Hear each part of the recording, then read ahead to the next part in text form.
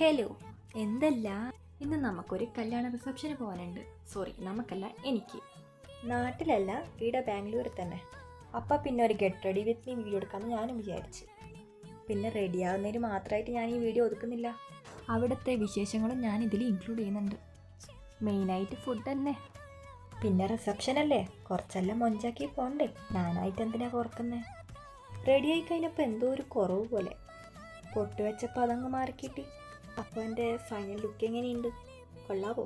സുന്ദരിയായിട്ടില്ലേ? ഇത്രയൊക്കെ മതി അല്ലേ? നമ്മൾ പിന്നെ ഓട്ടോയും കയറി പാർട്ടി ഹാളിലേക്ക് എത്തിയിട്ടോ. അവിടെ ഇരിക്കുമ്പോൾ തന്നെ ഇതാ ചെക്കനും മണ്ണ് വന്നിട്ടുണ്ട്. ഏതായാലും നമ്മൾ പോയ ടൈം കറക്റ്റായിരുന്നു. ഇതിൻ്റെ ഇടയിൽ നമ്മൾ അവരപ്പുറം പോയി ഫോട്ടോ എല്ലാം എടുത്തു കേട്ടോ. തിരക്കിൻ്റെ ഇടയ്ക്കാവുന്ന വീഡിയോ എടുക്കാനുള്ള സാവകാശം കിട്ടി. ഫോട്ടോ ഒക്കെ എടുത്ത് കഴിയുമ്പോൾ തന്നെ നമ്മളെ കൂട്ടിക്കൊണ്ടുപോയി കഴിക്കാനിരുത്തി കേട്ടോ. നോൺ വെജ് ഇല്ല, ഫുൾ വെജ് ഐറ്റംസ് ആണ് കേട്ടോ. ഇതായിരുന്നു കേട്ടോ ആദ്യത്തെ സെറ്റ്. ഇതിൽ കുറച്ച് മധുരമുള്ള ഐറ്റംസ്, പിന്നെ എന്തൊക്കെയോ പയറും കാര്യങ്ങളൊക്കെ ആയിരുന്നു.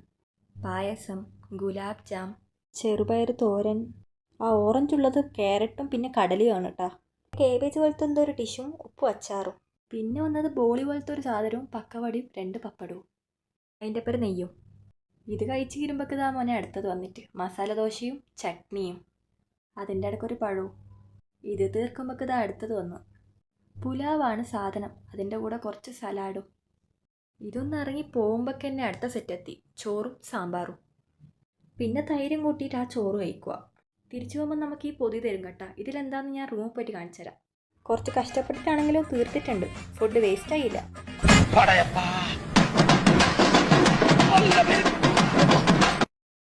പരിപാടിയൊക്കെ കഴിഞ്ഞതാ റൂമിലെത്തി. ഇനി കവറിൽ എന്താണെന്ന് ഞാൻ കാണിച്ചു തരാം. തേങ്ങയും വെറ്റിലയും ഇതാ ഈ ഒരു ചെറിയ സാധനവും. അപ്പം അത്രയേ ഉള്ളൂ. ബായ്.